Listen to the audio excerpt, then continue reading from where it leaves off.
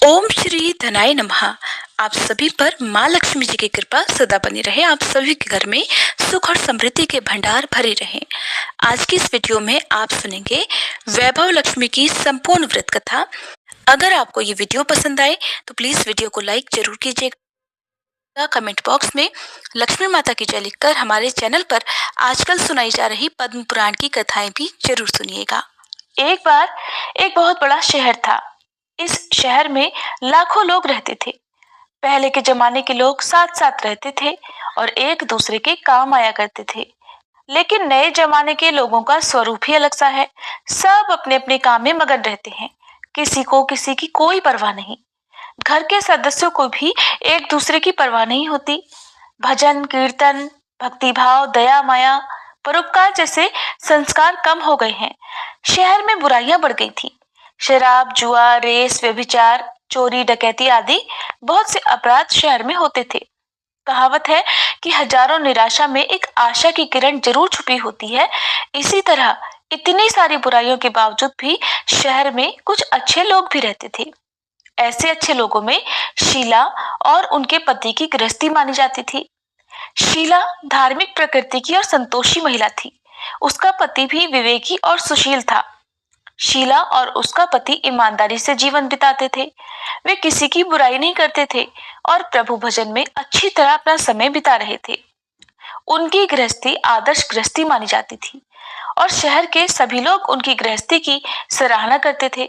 शीला का गृहस्थ जीवन इस प्रकार हंसी खुशी चल रहा था, पर कहा जाता है कि कर्म की गति अटल है।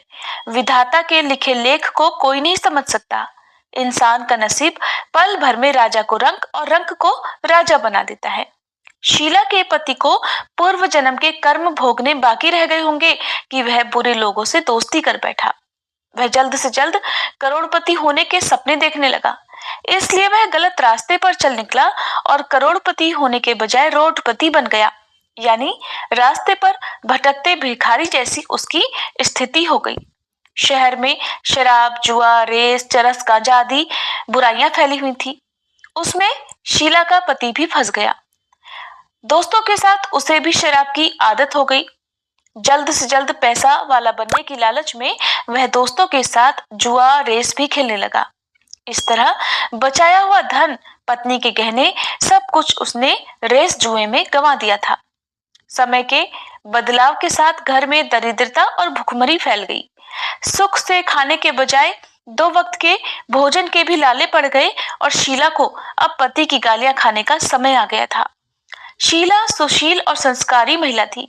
उसको पति के बर्ताव से बहुत दुख हुआ, किंतु वह भगवान पर भरोसा करके बहुत बड़ा दिल रखकर इस दुख को सहने लगी। कहा जाता है कि सुख के बाद दुख और दुख के पीछे सुख आता ही है, इसलिए दुख के बाद सुख भी आएगा ही। ऐसे विश्वास के साथ शीला प्रभु भक्ति में लीन रहने लगी। इस तरह वह असह्य दुख सहते सहते प्रभु भक्ति में ही अपना समय बिताने लगी। अचानक एक दिन दोपहर में उसके द्वार पर किसी ने दस्तक दी। शीला सोच में पड़ गई कि मुझ जैसे गरीब के घर इस वक्त कौन आया होगा। फिर भी द्वार पर आए हुए अतिथि का सत्कार करना चाहिए। ऐसे आर्य धर्म के संस्कार वाली शीला ने खड़े होकर द्वार खोला तो देखा एक मांझी खड़ी थी। वे उम्र में बड़ी लगती थी, किंतु उनके चेहरे पर अलौकिक तेज दिख रहा था। उनकी आंखों में से मानो अमृत बह रहा हो। उनके भव्य चेहरे से करुणा और प्यार छलकता था।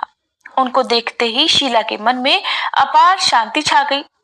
वैसे शीला इन मांझी को पहचानती नहीं थी, फिर भी उन्हें देखकर उसके रोम रोम में आनंद छा गया। शीला मांझी को आदर के साथ घर में ले आई। घर में बिठाने के लिए कुछ भी नहीं था, इसलिए उसने सकुचाकर एक फटी हुई चादर पर उन्हें बिठाया। मांझी ने कहा, क्यों शीला, मुझे पहचाना नहीं? शीला ने सकुचाकर कहा, माँ, आपको देखते ही बहुत खुशी हो रही है, बहुत शांति हो रही है। ऐसा लगता है कि मैं बहुत दिनों से जिसे ढूंढ रही थी वो आप ही है, पर मैं आपको पहचान नहीं पाई। मांझी ने हंसकर कहा, क्यों, भूल गई? हर शुक्रवार को लक्ष्मी जी के मंदिर में भजन कीर्तन होते हैं, तब मैं भी वहां आती हूँ। वहां हर शुक्रवार को हम मिलते हैं। पति जब से गलत रास्ते पर चला गया था, तब से शीला बहुत दुखी हो गई थी और दुख की मारी वह अब लक्ष्मी जी के मंदिर में भी नहीं जाती थी। बाहरी लोगों के साथ नजरें मिलाते भी उसे शर्म आती थी। उसने दिमाग पर जोर दिया, पर वह माँ जी उसे याद नहीं आ पा रही थी। तभी माँ जी ने कहा कि तू लक्ष्मी जी के मंदिर में कितने मधुर भजन गाती थी। अभी तू दिखाई नहीं देती थी, इसलिए मुझे लगा कि कहीं तू बीमार तो नहीं हो गई। यही सोचकर मैं तुझसे मिलने चली आई हूँ। माँ जी के अति प्रेम भरे शब्दों से शीला का हृदय पिघल गया। चमत्कारी वैभव लक्ष्मी व्रत करे, उसकी सब विपत्ति दूर करना, सबको सुखी करना। हे माँ, आपकी महिमा अपार है। ऐसा बोलकर लक्ष्मी जी के धन लक्ष्मी स्वरूप की छवि को उसने प्रणाम किया। इस तरह शास्त्रीय विधि से शीला ने व्रत किया और तुरंत ही उसे उसका फल भी मिला।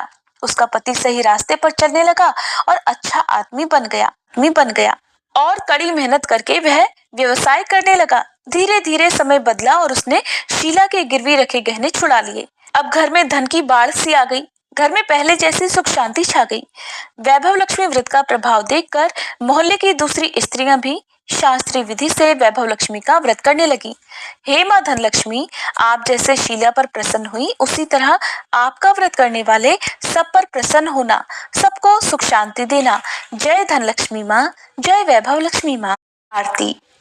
ओम जय लक्ष्मी माता, मैया जय लक्ष्मी माता, तुमको निश दिन सेवत, मैया जी को निश दिन सेवत, हर विष्णु विधाता।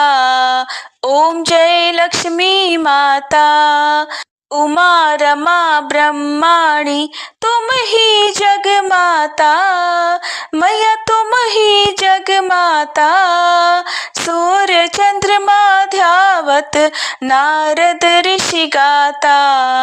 ओम जय लक्ष्मी माता, दुर्गा रूप निरंजनी, सुख संपत्ति दाता, मैया सुख संपत्ति दाता। जो कोई तुमको ध्याता, रिद्धि सिद्धि धन पाता। ओम जय लक्ष्मी माता, तुम पाताल निवासनी, तुम ही शुभ दाता, मैया। बोला वैभव लक्ष्मी माता की जय, महालक्ष्मी माता की जय, वैभव लक्ष्मी माता की जय, बोला वैभव लक्ष्मी माता की जय। हे माता रानी, भोग लगा लीजिए मैया। हे वैभव लक्ष्मी माता, भोग लगाइए, भोग लगा लीजिए माता। सभी माताएं भोग लगाइए। अष्टलक्ष्मी माता भोग लगाइए, भोग लगा लीजिए अष्टलक्ष्मी माता। जय माँ लक्ष्मी, जय माँ लक्ष्मी, जय माँ लक्ष्मी। भोग लगा लीजिए मैया रानी। हे माँ वैभव लक्ष्मी माता, भोग लगाइए। जय महालक्ष्मी, जय महालक्ष्मी। भोग लगाओ माता रानी, भोग लगाइए मैया रानी, भोग लगाइए। हे वैभव लक्ष्मी माता, भोग लगाइए माता। भोग चूक माफ़ की, गलती क्षमा कीजिए। जय वैभव लक्ष्मी माता, जय वैभव लक्ष्मी माता। और आप सभी को हमारी कथा कैसी लगी बताइए कमेंट में। जय माता दी।